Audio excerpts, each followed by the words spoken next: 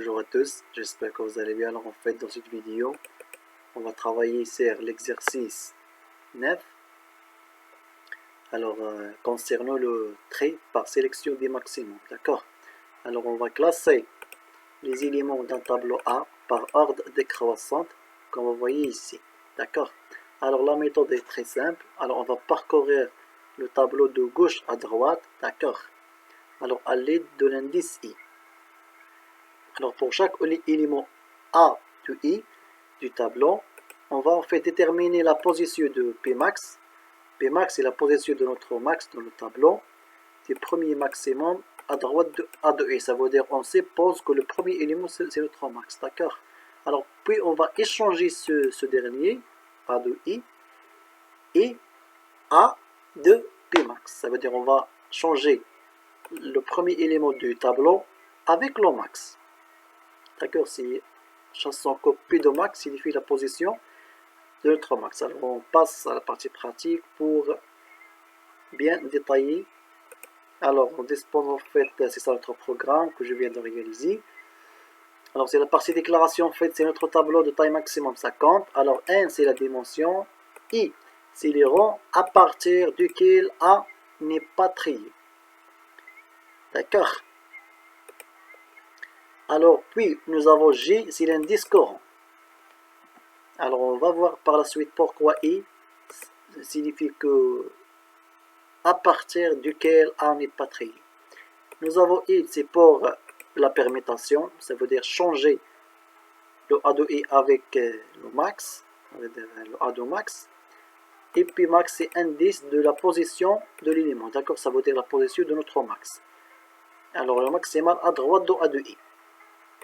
Alors c'est pour par exemple, c'est ça notre A de I. Alors le Pmax sera l'élément à droite de A de I, d'accord.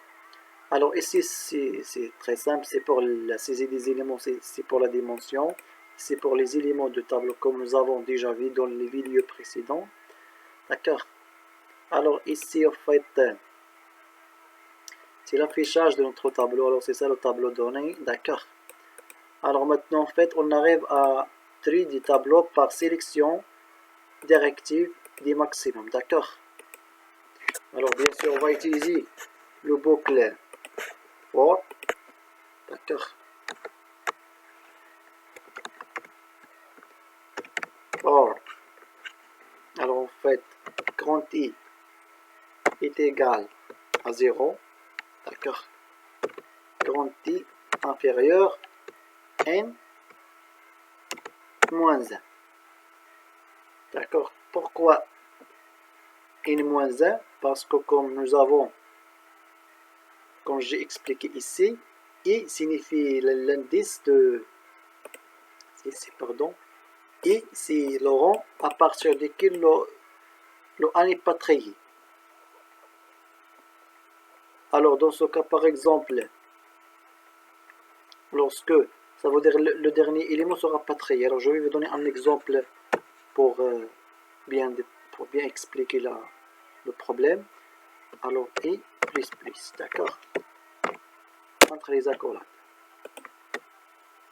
Alors par exemple, c'est ça mon tableau. Alors on va travailler sur cet exemple. Alors, mais au lieu de, par exemple 77, on va considérer que 7. Alors nous avons 7, 6, 2, 11. D'accord. Par exemple, 16, 6, 2, 1. Quoi d'autre? 4, 5, 3. 4, 5, 3. D'accord, alors on suppose par exemple, c'est ça notre tableau, d'accord, qui va de 1 jusqu'à 7. Alors c'est pour expliquer pourquoi I inférieur à N-1, parce qu'on va échanger I avec l'élément qui est à droite, d'accord.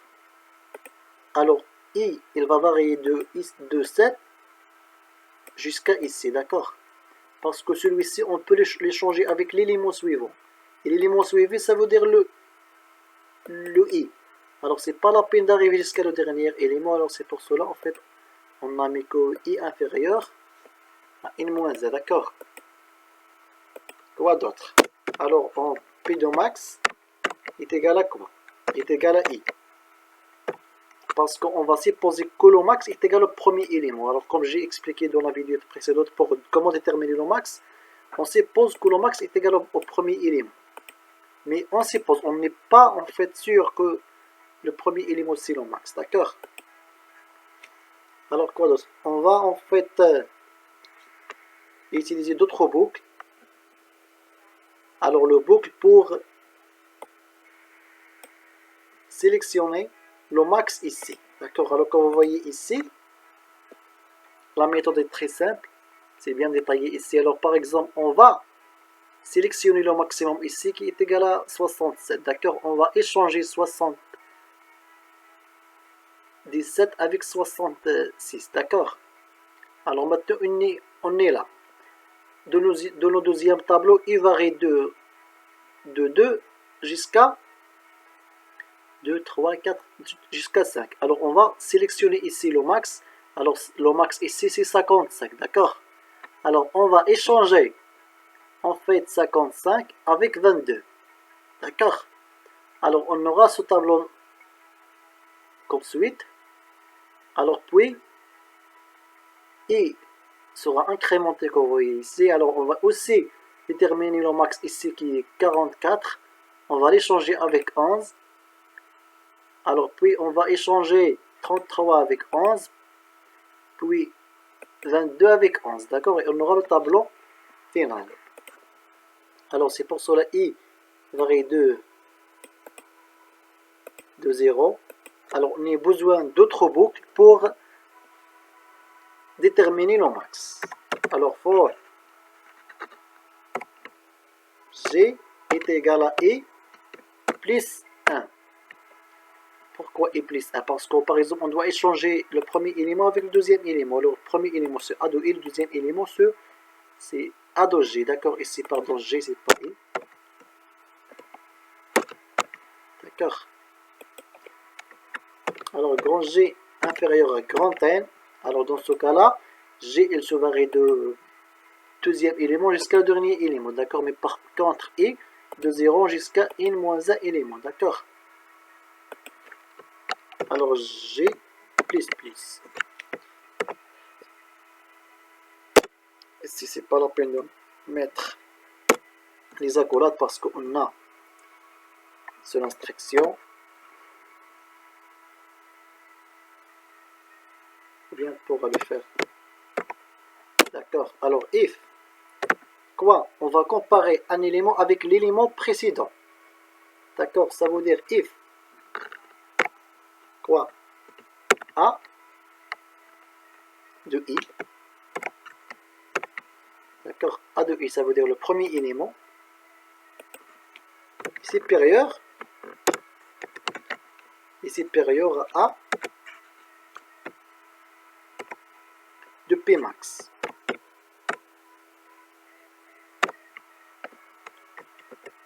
Alors dans ce cas-là, alors P max il est égal à 0. Ça veut dire on a considéré que le max c'est le premier élément, d'accord. Ici pardon c'est J, d'accord. Alors à chaque fois qu'on trouve un élément ici qui est supérieur à le max, alors dans ce cas-là P max est égal à G. Point virgule. D'accord. Ça veut dire on cherche d'abord la position de notre max de le tableau en total. Et après on va échanger. Qu'est-ce qu'on va faire? On va échanger en fait le P max avec A de G. D'accord. Alors comme je viens d'expliquer, ici c'est recherche du max à droite de A de I.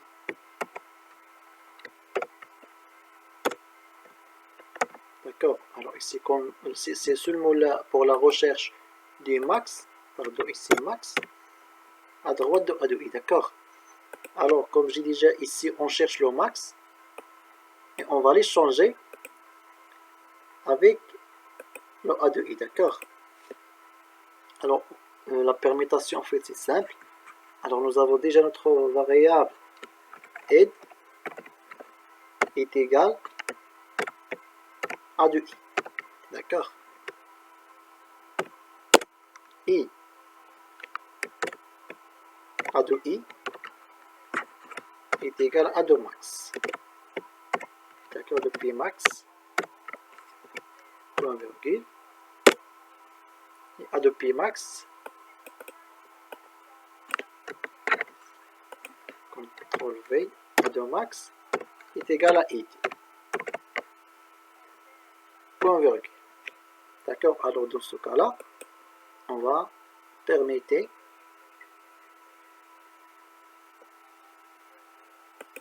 vous faites le max avec le A de I, d'accord. Chassons que A de I c'est égal à P de max parce que P de max est égal à I.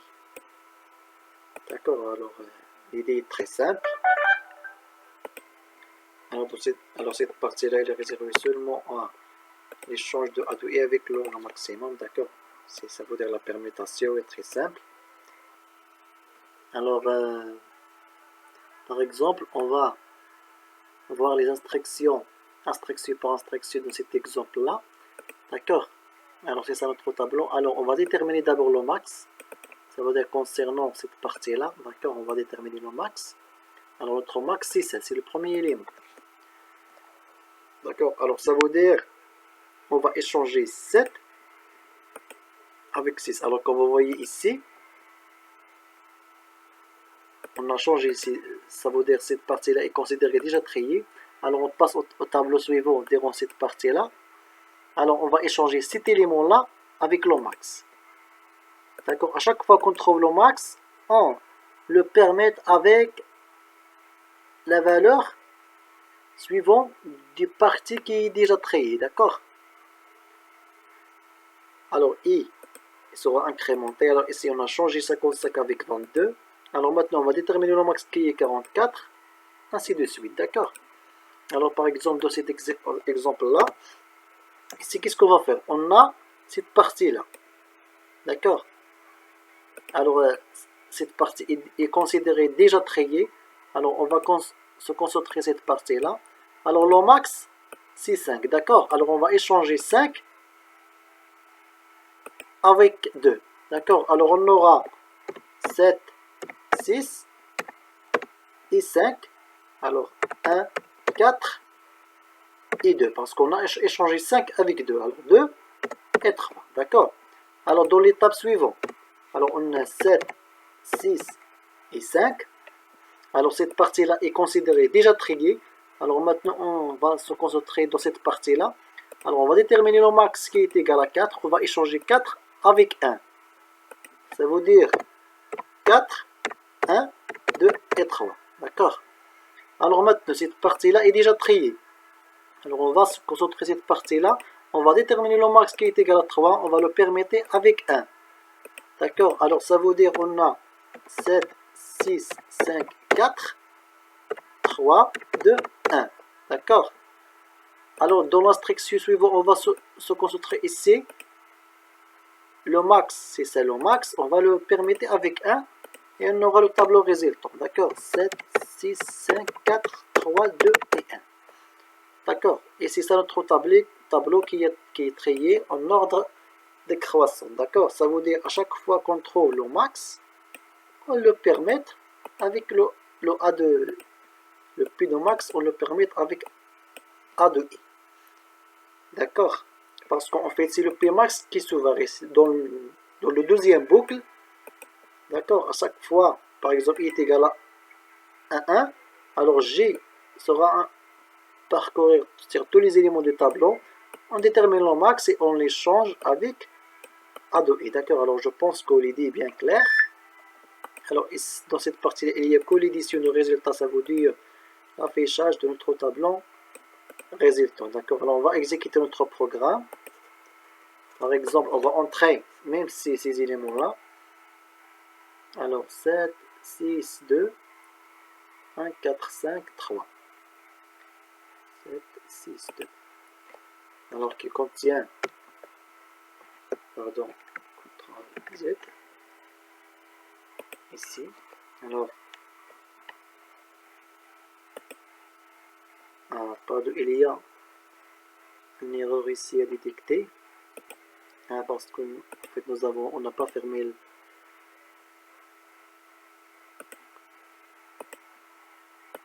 D'accord. Alors, par exemple, dimension, c'est 7 éléments. D'accord. Alors, on va entrer 7, 6, 2, 1, 4, 5 et 3. Voilà notre tableau. C'est ça notre tableau qu'on vient d'entrer. Et c'est ça le tableau résultant qui est trié en ordre décroissant. Alors en fait, c'est ça l'idée de trait par sélection. C'est la partie responsable à résoudre ce problème. J'espère que la vidéo sera utile pour vous et merci.